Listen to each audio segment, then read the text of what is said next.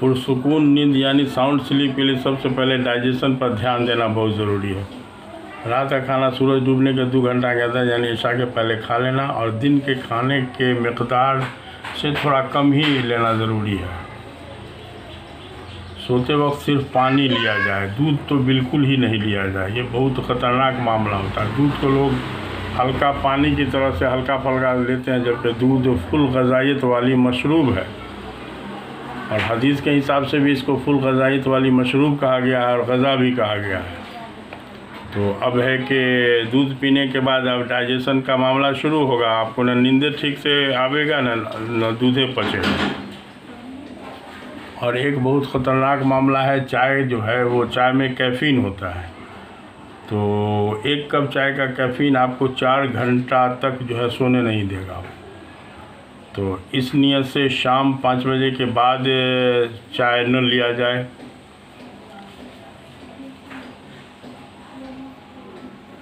और इसकी बहुत एकदम खुली हुई निशानी है कि जिनको साउंड स्लीप नहीं होता है उनको सुबह में नींद का खुमार लगा रहता है। अगर सुबह वाली चाय न पिए तो 12 बजे 1 बजे दिन तक जो खुमार में डूबे रहेंगे।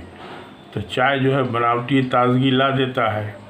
कुछ मामला अपवाद भी है। हमारे एक रिश्तेदार हैं, हमारे ससुराली रिश्तेदार हैं, वो एक बार हमारे यहाँ रात में रुकने का मौका मिला तो 11 बजे रात में बड़ी शर्मिंदगी के साथ कह रहे हैं कि हकीम साहब हमको तो बगैर चाय पिए नींद नहीं आवेगा। तो हम भी कहा कि या अल्लाह, ये तो बड़ा अजीब, हम अच्छा ठड़ी बनवा देते हैं तो चाय बनवा दिया गया। बोले कि आदत हमारी है, बगैर चाय पिए हमको नींद नहीं आवेगा। इस मामला को अपवाद लिया जाए, हर चीज़ में कहीं ना कहीं कुछ है। तो बहुत जगह सुना होगा कि जहर खा के भी लोग बच जाता है। तो बहरहाल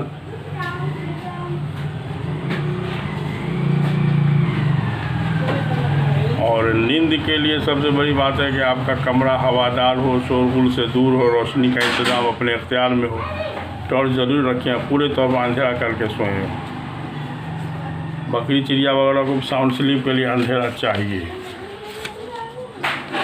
और एक बहुत अच्छा वाक़या आता है पुराने ज़माने का कि कोई हकीम साहब के पास एक बेख्वाबी का मरीज़ पहुंचा।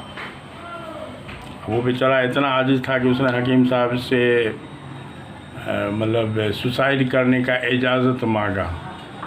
तो हकीम साहब को अल्लाह ने हिकमत दिमाग में डाला। वो कहा अच्छा ठीक है, सुसाइड करना ही है तो करो, मैं एक तरीका हम बताते उस हिसाब से करो। हाँ तो ठीक है, करेंगे, जो बताएगा मैं सुसाइड करेंगे।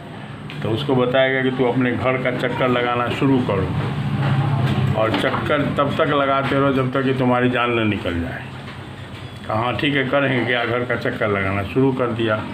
लगाते लगाते घंटा 1.5 घंटा में उतना वो थका जिस्मानी मेहनत की वजह से, जो अब नींद के आगोश में चला गया। एक ज़माने में बेचारे को नींद आई थी तो उसको भी समझ में आ गया। बहरहाल और आजकल जो मच्छर का जो हिसाब है, तो मच्छर तो हमको लगता है कि थ्रू आउट वर्ल्ड पता नहीं हो, वैसे हमको अपने तौर पर याद है कि हम मच्छरदानी का इस्तेमाल थ्रू आउट ईयर यानी जनवरी से दिसंबर तक लगभग हम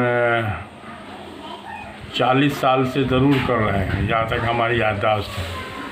1981-82 से हम कर रहे हैं कि जनवरी से दिसंबर तक सालों भर मच्छर का हिसाब।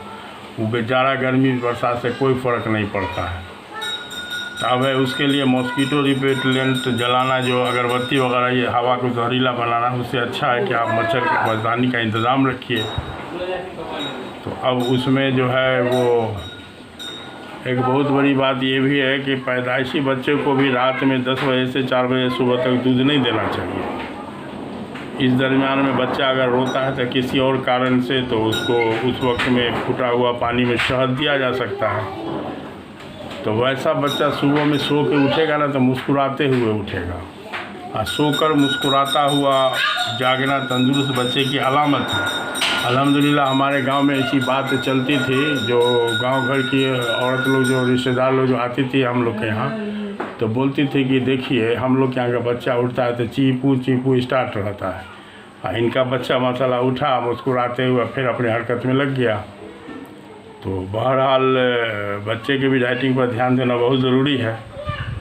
तो अब है कि नींद की अहमियत को समझिए, तो इंशाल्लाह इस सब चीज़ को अमल में लाने के लिए अपनी ज़िंदगी को इसी तरह से बनाना होगा।